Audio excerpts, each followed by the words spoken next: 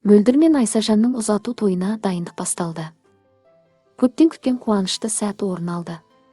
Бір болайық жобасының танымал қатысушысы. Айсажан мен көптің көзайымына айналған мисс Мөлдір қызымыз өздерінің ұзату тойының күнін белгіледі. Бұл жаңалықты қос жұп Instagram парақшалары арқылы бөлісті. Қалың көпшілікпен қуаныштарын бірге атап өтуде. Тойға дайындық қызу басталып кетті. Мөлдір той көйлегін таңдап, сән салондарында арнайы бейнелер түсіріп жатыр. Сонымен қатар қос ғашық махаббатқа толы фотосессия жасап, әсерлі сәттерін оқырмандармен бөлісуде. Желі қолданушылар мен көрермендер екі жастың бұл қадамдарын құптап, ақ тілектерін жаудыруда.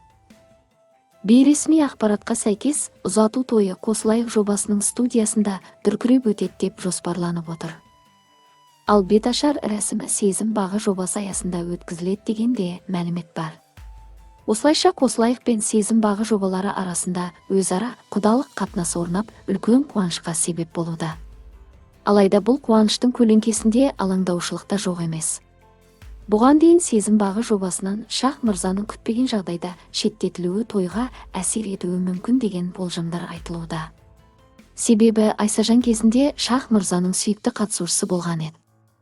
Бұл жайт екі жобаның арасындағы қарым-қатынасқа да әсер етуі ғажап емес.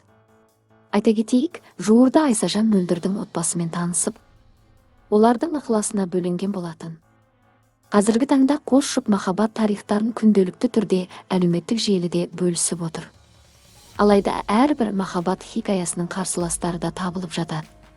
Әлеуметтік желілерде кейбір көрермендер, әсіресе Айсұлтанды қолдаушы апалар, Мөлдірдің бұл таңдауына өз наразылықтарын білдіруде.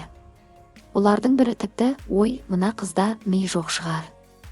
Күшті жігіттерді менсінбей, енді мынаған барыпты. Оның үстіне қыз құмар екен деп ауыр пікір жазған.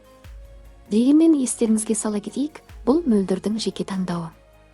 Әр адамның өмірлік шешіміне құрметпен қарау азаматтық міндетіміз. Біз де өз тарапымыздан жас жұпқа шын жүректен бақыт, махаббат, түсіністік пен татулық тілейміз. Ұзату мен беташар тойлары жоғары деңгейде өтіп, ел есінде жарқын сәт ретінде сақталсын.